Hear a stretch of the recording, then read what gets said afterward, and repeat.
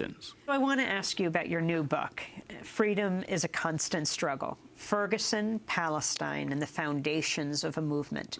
Talk about these coming together of movements. Well, oftentimes there are historical conjunctures that one cannot necessarily predict, but there are moments when things come together in such a way that new possibilities arrive. And I think that when the Ferguson protesters refused to go home after protesting for 2 or 3 days, when they insisted on continuing that protest, and when they were when Palestinian activists in Palestine were the first to actually tweet solidarity and support for them, that opened up a whole new realm. I don't know whether many people are aware of the extent to which Palestinian American activists were involved from the very outset in the protest against the killing of Mike Brown in Ferguson. But it has been absolutely inspiring to watch the development of young activists. And I have to catch myself when I say the youth movements and black youth movements. I have to catch myself and recognize that these are the movements of our time. They're not youth movements per se, because youth have always led radical movements. But it's very exciting to live during this era. And it's, as I've pointed out many times, I think it must be extremely exciting to be young now. But it's also exciting for those of us who are older to see this promise that has emerged in such powerful ways for the first time since perhaps the 60s and the 70s. Angela, you talk about not so much the intersectionality of identities, but the intersectionality of struggles. And I think that is what is characteristic of the work that young organizers are doing. They recognize that it's not possible to effectively create radical consciousness by focusing on a single issue. And whereas many of the movements that challenged police killings in the past focused almost in a myopic way on the prosecution of the individual perpetrator.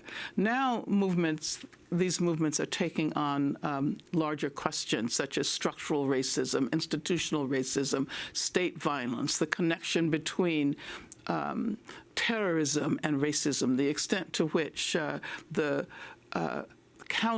so-called counter-terrorist ideologies and approaches are transforming the way racism functions, transforming state violence.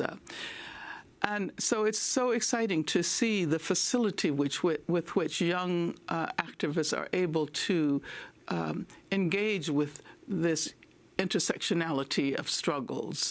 It's about racism, but it's also about homophobia, and it's about transphobia, and it's about addressing ableism. It's about creating a sense of international solidarity, and the extent to which Palestine has become central to efforts against racism in this country is an indication of how important international solidarity has become. You write on Palestine, GForce and the prison industrial complex. Explain what GForce is. GForce is the third largest private corporation in the world, third only to Walmart and Foxconn. It's a private security corporation. It engages in the ownership and operation of private prisons, private policing, and many other activities related to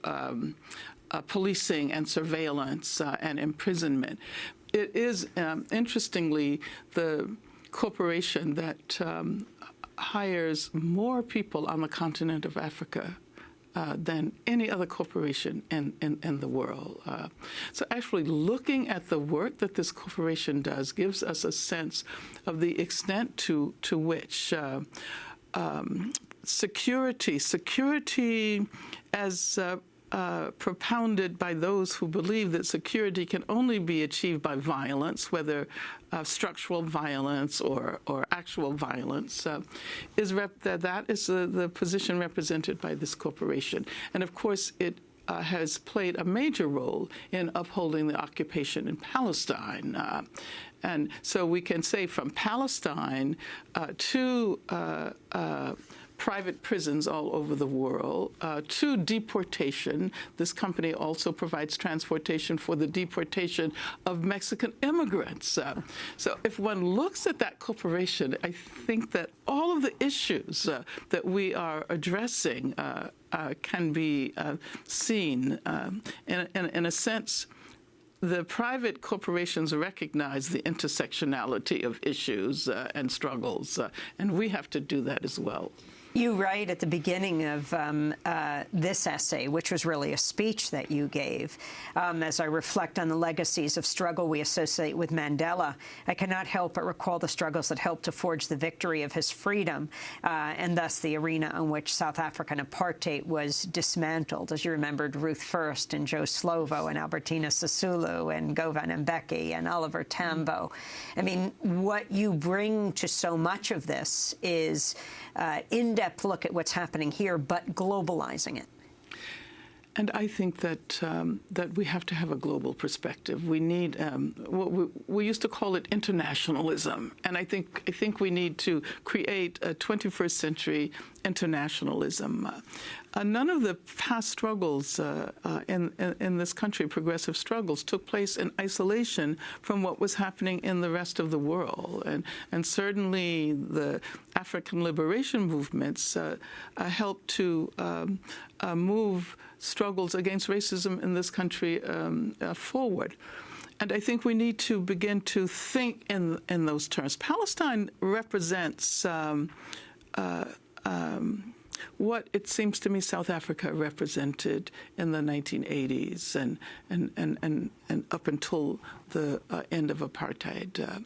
So, you know, while we need to focus our attention on what's happening in Latin America, in Asia, in Europe, of course, the immigration struggle there, the racism that is so attached to issues of the refugees in Europe, Palestine seems to me that pivot that allows us to enlarge and broaden and extend our consciousness.